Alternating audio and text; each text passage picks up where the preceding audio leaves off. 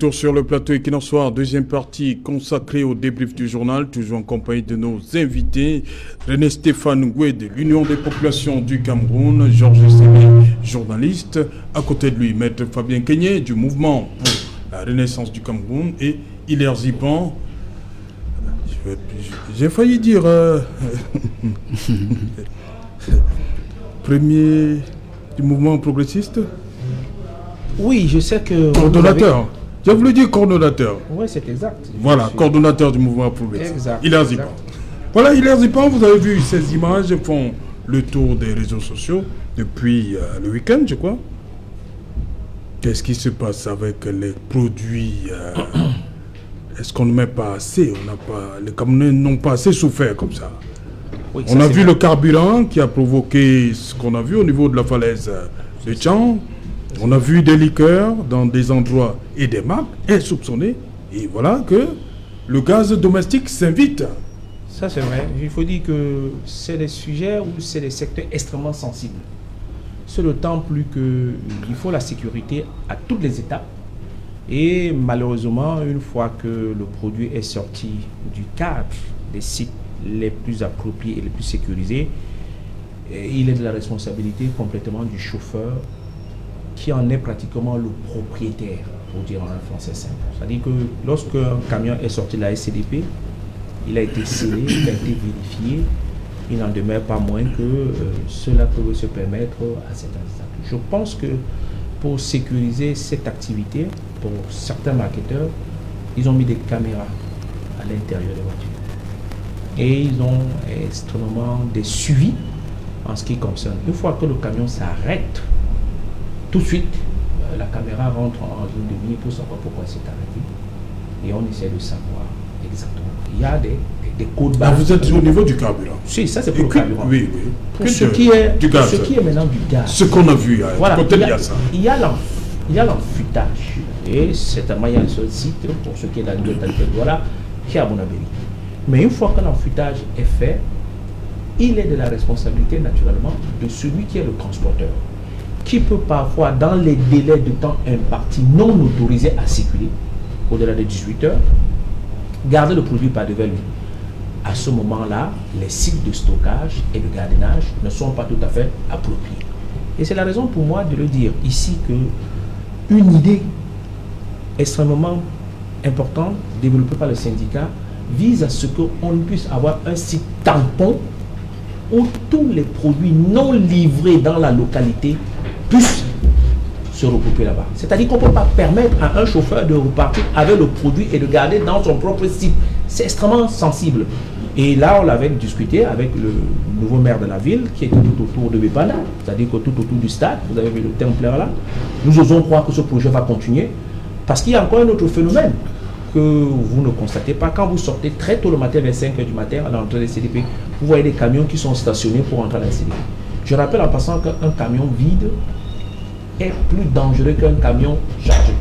C'est contrairement à ce que les gens pensent. Et donc je pense que tout ça, c'est des normes sécuritaires dans lesquelles il faut approprier. Et donc pour parler pour ce phénomène précis, c'est de la responsabilité naturellement de celui qui a l'instrument de transport. Mais il n'est pas garant de la moralité de ceux qui travaillent dans son truc. Et là, c'est la difficulté qui s'oppose. Parce que j'entends dire, le matériel est très simple. On l'acquiert. Ah bon? Oui, c'est très simple, c'est pas très compliqué. Okay. C'est un détendeur avec une pression de gaz. Vous donnez des idées là. Ok. Voilà. Georges Sémé, qu'est-ce qui s'est réellement passé à ça? Comment comprendre ça? Le gaz domestique? Alors, le gaz de pétrole liquéfié, parce que c'est une zone très reculée. Oui. Une concentration humaine. Il y a une concentration humaine, mais après il y a ça, il y a des endroits où qui sont pas très habités. Oui. Et c'est exactement à ce niveau-là qu'on a découvert ce garage. C'était un entrepôt où il y avait plus de 15 camions citernes qui étaient effectivement en charge de convoyer le gaz de pétrole liquéfié des différents marketeurs. Mais au lieu d'aller vers la destination privilégiée... Vous dites une quinzaine de camions, donc ça veut dire que... Une quinzaine de camions c'est une entreprise citernes, bien évidemment. Oui, il y en avait même qui étaient encore tout neufs. Oui. Mais au lieu d'aller à la destination privilégiée, ils ont préféré aller d'abord dans cet entrepôt afin de siphonner effectivement le gaz avec des bouteilles de marketeurs originales. Donc on a compté à peu près 804 bouteilles de 18 kg, 12 kg et 6 kg. Donc ça faisait tout compte fait entre 6 millions et 7 millions, tels que nous l'ont rapporté les marketeurs qui étaient bien évidemment sur le terrain. Donc je crois que c'était une bonne expérience de journaliste que je suis dans la recherche de l'information d'investigation, puisque on n'était pas nombreux. J'y étais avec mes collègues d'Equinox Télévision et on a vu quelque chose d'incroyable, où des Camerounais réussissent à enlever un combustible hautement inflammable vers un autre récipient, au mépris non seulement des normes de sécurité, mais au mépris même de leur propre sécurité, parce que à tout moment on peut avoir une inflammation. Donc ces individus ne sont que des cinquièmes couteaux de la chaîne, parce qu'il s'agit d'un vaste réseau qui peut avoir des ramifications même insoupçonnées. Et on espère que ceux qui ont été interpellés, c'était 2 personnes qu'on a trouvé ce chantier, ils ont été interpellés. On espère qu'ils ne seront pas libérés après. On espère également que ils seront... 2 personnes, vous avez parlé d'une quinzaine de camions. Oui, mais il n'y avait que sur l'entrepôt, dans l'entrepôt 2 personnes. On a trouvé 2 personnes parce que ils viennent par vague de chargement. On a circulé que des gens arrivaient pour... Bien sûr, ils viennent par vague de chargement. Donc on était peut-être au 5e chargement et ce sont les malheureux qui se trouvaient sur l'entrepôt qui ont été arrêtés. Bon, on espère donc que les enquêtes iront jusqu'à terme afin de démanteler tout le réseau, parce que ça ne peut pas seulement s'arrêter à ces 2 individus qui, manifestement, étaient même surpris de voir tous ces déploiements administratifs, policiers autour d'eux, parce que certainement le réseau est vaste. Mais je dis que aucune condition humaine, que ce soit la souffrance, la pauvreté, la misère, ne peut justifier un tel trafic. Il s'agit d'abord de la contrebande, mais il s'agit aussi d'un auto-suicide, d'un suicide. Parce que lorsqu'on a vu la vidéo, il y a eu un transportement de liquide inflammable vers un autre. Et je crois qu'il faut tirer un coup de chapeau au maçon qui a filmé la vidéo et l'a envoyé sur les réseaux sociaux, parce qu'il s'agissait d'un maçon qui était à un immeuble situé à quelques mètres, qui a filmé depuis un mois. Depuis un mois bien avant que... Oui, depuis un mois bien avant que... des images. Bien sûr, mais le trafic était tellement récurrent qu'il en a eu marre. Le temps de recouper. Effectivement. Il a donc balancé les images sur les réseaux sociaux et le même jour, on a mis la main sur ces personnes. Mais il y a un aspect important à évoquer. Est-ce qu'il faut à chaque fois que les agents du ministère du Commerce attendent toujours qu'il y ait une alerte sur les réseaux sociaux pour descendre sur le terrain? Parce que sur le cas précis, le tocsin a été sonné sur les réseaux sociaux. Et c'est ça qui a mobilisé les agents du ministère du Commerce. Or, ils ont une brigade de répression, une brigade de contrôle de répression de la fraude qui peut engager des actions préventives. Et malheureusement, on se rend compte que leur présence sur le terrain n'est pas très poussée. Et c'est encore cette fois-ci les réseaux sociaux qui ont été à l'origine de ce qu'on mette la main sur ces personnes. Maître Fabien Kenyé, comment comprendre? J'ai pas envie de vous demander que votre bouteille de gaz, vous l'avez achetée quand? Ça a mis un mois? 2 semaines? Madame vous a dit quoi? Je dois avouer que pour ce qui me concerne, j'ai l'habitude d'acheter mon gaz dans les stations d'essence. Peut-être ça peut ne pas garantir la sécurité, mais tout au moins je pense qu'on ne serait... Vous avez suivi cette vidéo? On ne courrait aucun risque, bien entendu. Et vous avez suivi ce que le monsieur qui rapporte, vous envoie les images, dit? Il parle d'une station, non? Il parle d'une station. Mais l'entrepôt n'est pas une station, tout au moins. Pas du tout. L'entrepôt où ces gens ont été surpris dans leur accident n'est pas une station d'essence, par exemple. Et je crois que lorsqu'on acquiert son gaz, on est presque un peu plus en sécurité. Cela dit, je crois qu'il faut lire ces actes-là un peu sous le prisme de la criminologie, pour dire que c'est un fait social. Vous êtes tout à l'heure parti du carburant frelaté, en passant par les liqueurs, pour en aboutir au gaz qui est extrêmement dangereux, comme le dit le journaliste qui est sur le plateau. Et moi, je dois avouer que c'est un problème véritablement social qui participe de l'enrichissement illicite et à tout prix, au point où on perd même de vue qu'on met sa vie en danger. Vous savez, Alain, pour aller plus loin, il s'agit d'un problème de moralité publique. Il faut assainir nos mœurs. Il faut reconstruire aujourd'hui ce qu'on appelle le citoyen, c'est-à-dire un homme exemplaire qui a peur de la loi. Mais est-ce qu'au sommet, nous avons l'exemple? Est-ce que nous montrons l'exemple? Je ne s'appelle pas tout simplement. Vous avez constaté que dans ce pays, nous en sommes arrivés à trouver des fonctionnaires qui sont plus riches que des opérateurs économiques. Cela est tout à fait suggestif. Pourquoi est-ce qu'on en arrive là? C'est-à-dire le gain facile. Je dis que je lisais sur le plan de la criminologie parce que ce sont ces gens-là devant qui nous inspirent. On aurait pu anticiper par exemple sur ces actes. Si peut-être l'autorité de l'État était ce que cela devrait être, si c'était respecté, on n'en arriverait pas à ce genre d'acte de contrebande. Et je suis sûr et convaincu, habituellement dans ce genre de trafic, vous aurez toujours des administrateurs qui sont derrière, comme ça a été le cas pour le cas de carburant frelaté qui a causé la mort après de 53 personnes au niveau de la falaise de Samsung, où il a été dit qu'il y avait des douaniers qui étaient impliqués et venaient traverser un poste mixte. Ça a été démenti ensuite. Cela a été démenti par quoi? Par les douanes. Au-delà, cela a été démenti. La douane ils ont dit qu'il n'y avait pas de douanier. Je crois qu'ils ont mené une enquête, ils ont certainement mené une enquête autour. Mais il n'en demeure pas moins qu'au sommet de la côte, il y avait bien entendu un poste de contrôle mixte. Pour dire que l'État devrait prendre ses responsabilités pour que ce genre de choses ne se passe pas. Et habituellement, ce genre de trafic procède des crimes de misère. Moi, je ne le lis pas tout simplement en tant qu'homme de droit. Je suis sur le plan, je extrapole un peu sur le plan de la sociologie. Que c'est sur le plan, pour dire que c'est un crime de misère. Ces personnes, je ne pense pas qu'elles sont tellement, je pense qu'elles sont tellement misérables qu'elles ne s'imaginent pas que le danger qu'elles courent en manipulant ici du gaz, qui est une matière extrêmement dangereuse. Voilà. Merci René Stéphane Gouy. Est-ce que la misère peut donc tout justifier? Non. Est-ce que du fait de la misère, on doit mettre sa vie en danger? Non, la misère. Et on va dire, on passe de 12 kilos. Georges Semeon, on passe de 12 kilos à combien là? À la moitié. Donc 6 kilos. 6 kilos, voilà. 9 kilos. Mais disons que la misère n'explique pas tout. Oui. C'est pour ça que je reprends à mon compte tout ce qu'a dit Maître. Il faut que nos systèmes de valeurs reprennent du sens. Il est inadmissible qu'on soit dans une nation où tout le monde cherche à tricher. Et c'est pour ça que je disais tout à l'heure qu'il ne faut pas que les effets d'annonce nous éblouissent. Parce que le club de Matango, d'hier dimanche, où les Camerounais partent boire le vin de palme, tout le monde sait que ce vin-là, on y ajoute un peu d'eau, un peu de sucre, un peu de... Et ils boivent quand même. Ils boivent quand même. Vous allez dans une échoppe, vous achetez le parfum, vous vous rendez compte que... Mais on est dans un pays d'immoralité. L'immoralité est devenue la règle. Vous allez au marché central, là, vous achetez un pantalon, alors que c'est des... Vous allez loin au niveau du pantalon, prenez la viande que les ménagères achètent.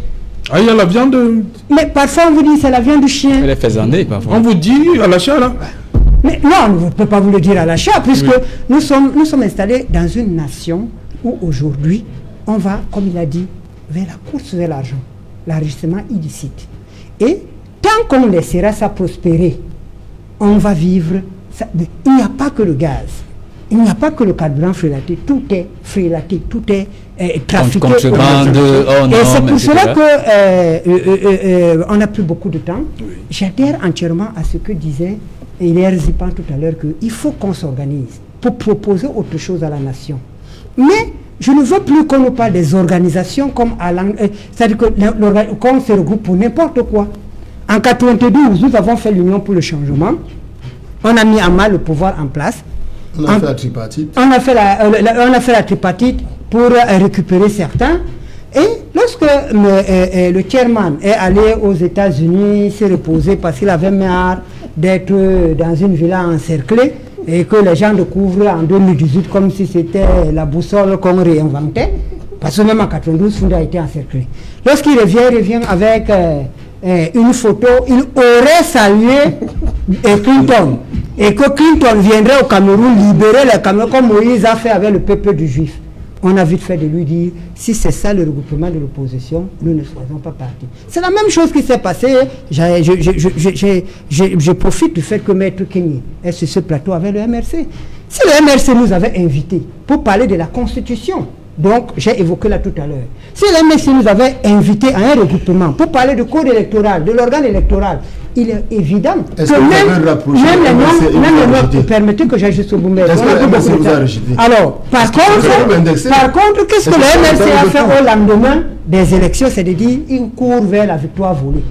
Par expérience, nous, les nationalistes qui sommes là depuis 73 ans, on ne peut pas faire un regroupement autour d'une victoire volée. Okay. Donc, j'ai dit à Hilaire Zipan, qui me connaît, qui connaît quelles sont mes convictions et quels sont mes regroupements, que oui, nous sommes d'accord pour un regroupement de l'opposition, et ce mot de l'opposition, nous le rejetons. Des familles politiques. Il n'y a que 2 familles politiques au Cameroun, il n'y en a pas 360. Il y a les nationalistes qui incarnent l'UPC, et il y a les républicains qui incarnent le RDPC. Il y avait des partis satellites dans chacun des camps. Malheureusement, le camp nationaliste est disloqué en ce moment. Et c'est pour cela que nous lançons un vibrant appel à tous les Camerounais, que nous avons convoqué un congrès de rassemblement au mois de septembre 2021 avec la thématique sauver l'UPC pour sauver le Cameroun. Voilà, il faut reconstruire la famille nationaliste. Moi, je n'avais pas encore terminé avec... je n'avais pas terminé avec le gaz. Vous allez répondre. D'abord, Georges Sémé, on a suivi dans le reportage un marketeur qui demande aux clients d'exiger que les bouteilles soient pesées.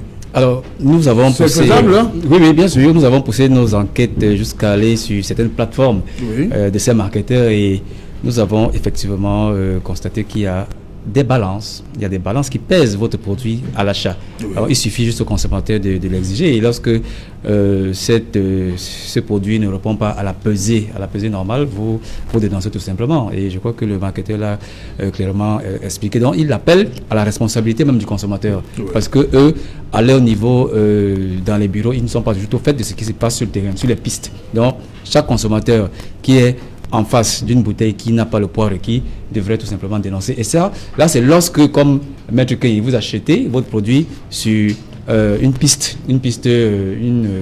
station. Mais il y a des personnes qui font le même commerce dans le quartier. C'est ceux-là qui vendent généralement des produits qui ne sont pas en norme. Même à ce niveau, vous pouvez saisir qui de droit pour dénoncer le fait qu'on vous vende un produit qui ne soit pas. Donc, on appelle ici à la responsabilité des consommateurs afin que ce type de trafic s'arrête. Et ce n'est pas seulement le cas avec les gaz de pétrole liquéfié.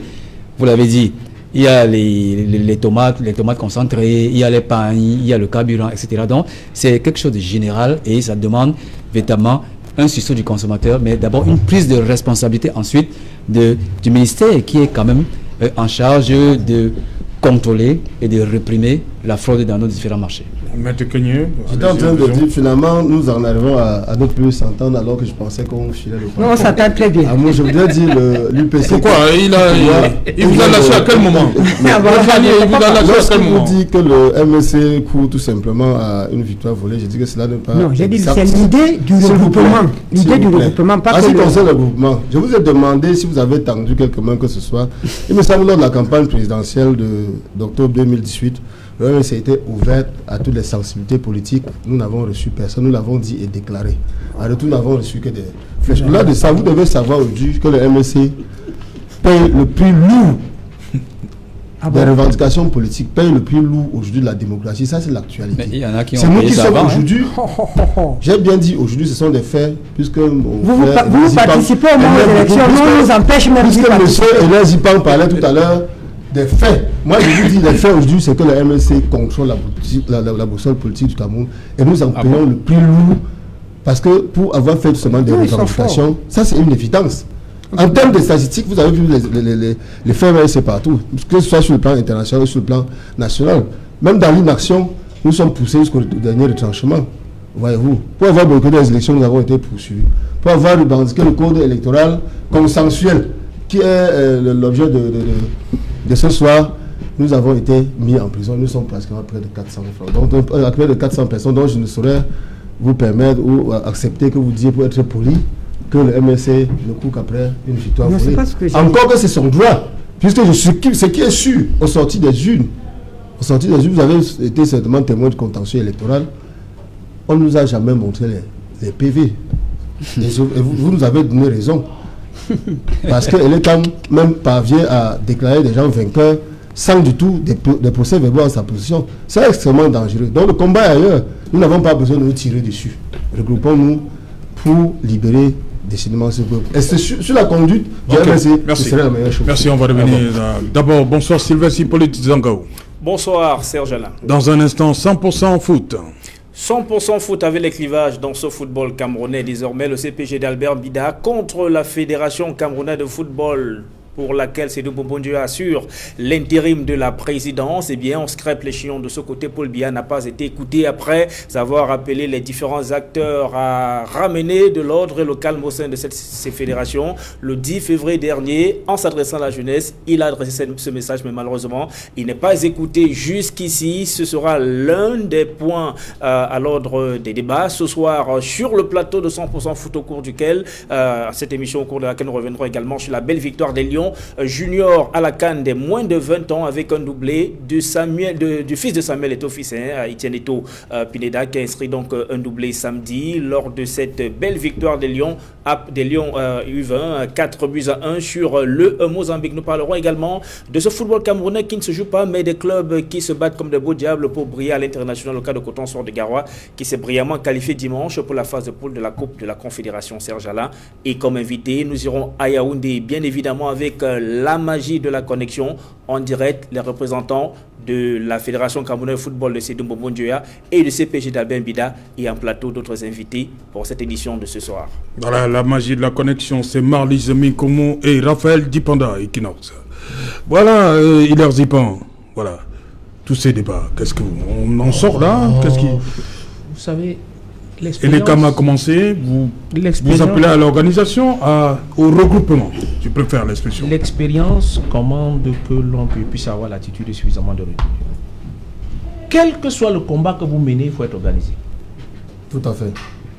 Quel que soit le combat que vous menez, il faut la synergie de tout le monde pour gagner. Ce n'est pas en se dispersant que l'on gagne un combat. Je l'ai dit dans l'entame de ce débat.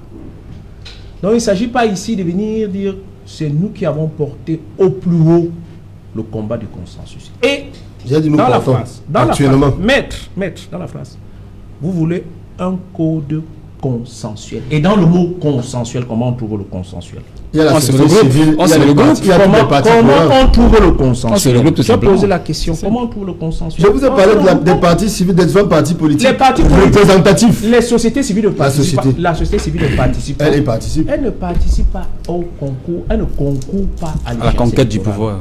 Elle ne concourt pas. Donc nous nous perdons pas. Donc vous savez... La solution que vous proposez, c'est quoi, s'il vous plaît? Il faut se regrouper. Et je vais vous dire, je vais vous faire une révélation qui va vous surprendre. Écoutez-moi bien, maître. Est-ce que vous savez que l'opposition à l'Assemblée nationale aujourd'hui, si elle s'était regroupée, elle aurait plus de postes que ce qu'elle a? Je vous prends un cas. Lorsque vous avez un groupe parlementaire, vous avez le président du groupe, un vice-président, un questeur, un secrétaire, un vice-président du groupe. Et dans la pratique, ça change quoi? Ça vous donne la possibilité de vous exprimer.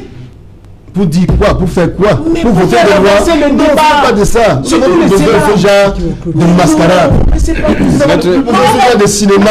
Ça ne peut plus se passer comme ça. On ne veut pas une assemblée de figuration. J'inverse. Qu'est-ce qui a permis au professeur Maurice Kamto d'être candidat à l'élection présidentielle? Dites-le-moi. L'élu. Il avait un député et des conseillers. Et maintenant, il y en a plus. Il en a plus. Et de l'expérience que nous avons acquis, nous avons compris que ça nous a rien apporté. Nous sommes vous avez demandé qu'en 2018, que l'on vienne se regrouper derrière Maurice Kamto. Tout à fait. Le professeur Maurice Kamto était candidat parce qu'il avait des élus. Tout à fait. Donc il remplissait les critères. La question que je pose aujourd'hui, c'est que en se défaussant du jeu au niveau des institutions, comment on arrive à renverser? Je veux que vous m'expliquiez. Nous en assumons la responsabilité. Ce qui importe pour nous, ce ne sont pas nos députés. C'est l'argument facile à l'Assemblée nationale. Je souhaite apporter une précision là parce que Maître a cru que... C'est l'argument facile. Je n'ai pas dit que le MRC court uniquement vers la victoire. J'ai dit l'idée du regroupement, si cher à nous tous ici, Nous sommes d'accord sur ce Le point. budget, Mais comment faire? pardon, que je termine, pour que vos téléspectateurs comprennent, parce que je sais que lorsque vous interprétez Vous mal n'avez la pas les parole... mêmes téléspectateurs. Non. Il a ses téléspectateurs, Chaque chapelle... qu'il en soit chacun. Non. Chaque formation. Pour ces Qui électeurs. vient de faire que je le dise parce que... Allez-y donc, maître, allez-y. Je souhaite que... C'est une technique pour l'empêcher. Oui, je souhaite que vous compreniez que moi, aujourd'hui, je vous reconnais la force qui est la vôtre. Merci. Et cette force-là doit être J'espère que au monsieur service le d'un Elle est temporelle. Cette force est temporelle. S'il vous plaît. Je vous rappelle que je n'ai pas dit, j'ai dit que si vous voulez nous regrouper, nous les nationalistes, Elle n'est pas permanente. pour un regroupement, ne nous dites pas venez vous regrouper parce que vous courez vers une victoire volée. Non. Dites-nous que venez vers nous, on va se battre pour le changement de la Constitution. C'est ce que j'ai dit. Merci. Je n'ai pas dit que les MRC courent seulement vers la ville. Merci. Il faut que la précision soit là. Merci, cher monsieur, d'être venu. Merci. Il est à Et je lance toujours mon cri à toute l'opposition, nonobstant le fait que je demande à l'opposition que l'on se retrouve Voilà, au travail. on vous a compris. Merci René Stéphane Bré. Avec ta permission, je ne saurais manquer sans dire merci à Tokombori. À Tokombori, autant pour moi. Qui a accueilli Maman de Monté. Voilà. Bien entendu. Et qui a Georges démontré que le MLC avait du terrain partout au Cameroun. Jean Semé, merci d'être venu. Merci, tout le plaisir a été... Oui. Tout le plaisir a été... Tout le plaisir a été pour moi de revenir sur ce plateau après Je vous en prie. un long moment d'absence. J'espère avoir été éloquent à l'attention de nos auditeurs. Voilà, merci beaucoup. Le Madame, conseil monsieur, l'UPC pour sauver le Cameroun, c'est le mot de fin pour eux. L'unité de l'opposition pour changer le Cameroun. Non, c'est le le conseil. 2025, on est en 2025. L'unité de l'opposition. C'est pas la campagne. L'unité de l'opposition. Voilà, merci, on vous a compris. Madame, monsieur, nous sommes arrivés au terme de cette édition Equinox. Rendez-vous demain lorsqu'il sera 19h. Bonsoir, Mfida 4.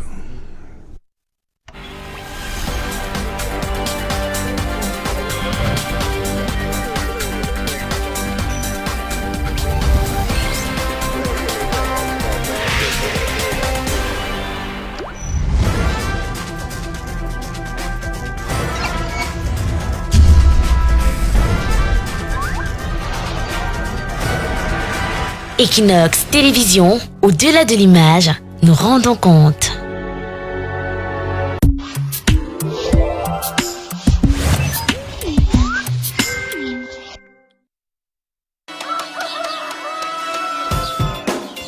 Maman, c'est l'heure du marché. Chaque jour, nous sommes exposés au soleil et aux bactéries, mais je suis tranquille, j'ai mon secret.